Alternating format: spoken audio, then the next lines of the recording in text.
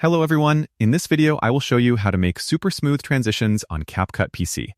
First, open CapCut and import your clips. Place them one after another on the timeline. To add a smooth transition, click on the small white line between two clips. A transition menu will appear. Choose a transition like fade, smooth zoom, glitch, or dissolve. For super smooth results, I recommend fade or smooth zoom.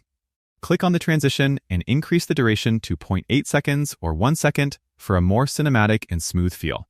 You can preview it by playing the timeline. For even smoother custom transitions, use keyframes. Select the clip, go to Animation Cache's keyframe, and add keyframes for scale, position, and opacity at the start and end of the clip.